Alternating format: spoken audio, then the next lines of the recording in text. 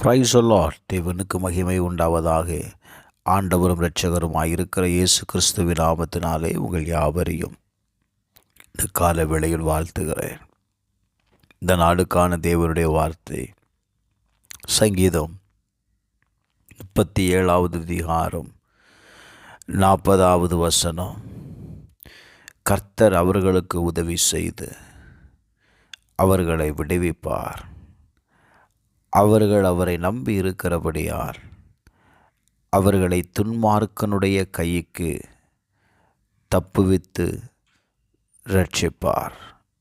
என கண்பானவர்களே, கர்த்தருடைய வார்த்தை இந்த காலவில் நமக்கு நேராய் கடந்து வருகிறது. கர்த்தர் அவர்களுக்கு உதவி செய்து அவர்களை விடுவிப்பார்.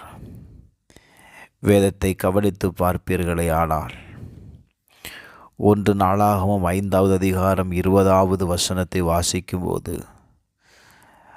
அவர்களோடு எதிர்க்க துணை பெற்றபடியினால் ஆகாரியரும் இவர்களோடு இருக்கிற யாவரும் அவர்கள் கையில் ஒப்பு கொடுக்கப்பட்டார்கள். அவர்கள் யுத்தத்தில் தேவனை நோக்கி கூப்பிட்டு அவர் மேல் நம்பிக்கை வைத்தபடியால் அவர்கள் விண்ணப்பத்தை கேட்டறினார். அவர்களோடு எதிர்க்க துணை பெற்றுக்கொள்ளுகிறார்கள். அந்த யுத்தத்தில் அவர்கள் கர்த்தரை நோக்கி கூப்பிடுகிறார்கள். தேவனை நோக்கி கூப்பிட்டு தேவன் மேல் நம்பிக்கையாக இருந்தபடியினால வேதம் சொல்லுகிறது, அந்த யுத்தம் தேவனால் நடந்தது. என கண்பானவர்களே, அந்த யுத்தம் தேவனால் நடந்தபடியினால் அநேகர் வெட்டுண்டு விழுந்தார்கள். இந்த கால வேளையில் ஒரு காரியத்தை நீங்கள் புரிந்து கொள்ள வேண்டும். நீங்கள் எந்த காரியத்திற்கு தேவனை நம்புகிறீர்களோ அந்த காரியம் தேவனுடையதாய் மாறிவிடுகிறது. தேவன் அற்புதத்தை செய்கிறவராயிருக்கிறார். ஏசாயா 31:5 வாசிக்கும்போது, பறந்து காக்கிற பட்சிகளைப் போல சேனைகளின் கர்த்தர் எருசலேமின் மேல் ஆதரவாயிருப்பார். அவர் அதை காத்து தப்ப பண்ணுவார். அவர் கடந்து வந்து விடுவிப்பார் என்று எழுதப்பட்டிருக்கிறது. என கண்பானவர்களே, இந்த கால வேளையில் கர்த்தர் கடந்து வருகிறார். உங்களை விடுவிக்கும்படி, உங்களை தப்புவிக்கும்படி அவர் கடந்து வருகிறார். தானியேலின் புஸ்தகம் 3வது அதிகாரம் 17வது வசனத்தை வாசித்து பாருங்கள். நாங்கள் ஆராதிக்கிற எங்கள் தேவன் எங்களை தப்புவிக்க வல்லவராயிருக்கிறார். எவ்வளவு பெரிய நம்பிக்கை! சாத்ராக், மேஷாக், ஆபேத்நேகோ என்பவர்கள் சொல்லுகிற வார்த்தை என்ன? நாங்கள் ஆராதிக்கிற தேவன் எங்களை விடுவிக்க வல்லவராயிருக்கிறார். Glory to God.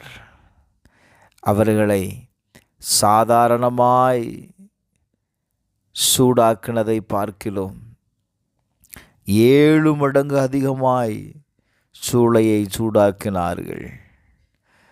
அந்த 3 பேரையும் அந்த சூளையிலே ராஜாவுடைய கட்டளையின்படி அவர்களை கொண்டு போட்டார்கள். வேதம் சொல்லுகிறது, அவர்கள் அக்கினி சோலையின் நடுவே விழுந்தார்கள். ஆனால் போட்டது 3 பேர்.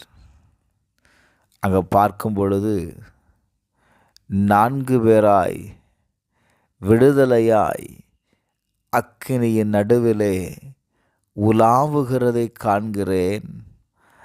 அவர்கள் தங்களுடைய தேவனை தவிர வேறொரு தேவனையும் சேவித்து பணியாமல் அவரையே நம்பி ராஜாவின் கட்டளையை தள்ளி தங்கள் சரீரங்களை ஒப்பு கொடுத்ததினால் அவர் தமது தூதனை அனுப்பி தம்முடைய தாசரை விடுவித்தார்.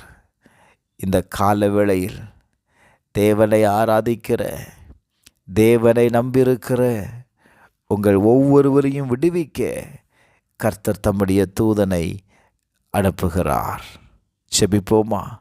பரலோக பிதாவே, இயேசுவின் நாமத்தில் தேவனை நம்பியிருக்கிற ஒவ்வொருவருக்காக நான் செபிக்கிறேன். இந்த காரியத்தில் யாரெல்லாம் தேவனை நம்புகிறார்களோ அவர்கள் ஒவ்வொருவரையும் ஆண்டவர் விடுவித்து விடும், விடுதலையாக்கும். நான் கடந்து வந்து விடுவிப்பேன்னு சொன்னீங்கப்பா. விடுதலையை தாங்க. இயேசுவின் நாமத்தில் ஜெபிக்கிறேன் பிதாவே, ஆமென்.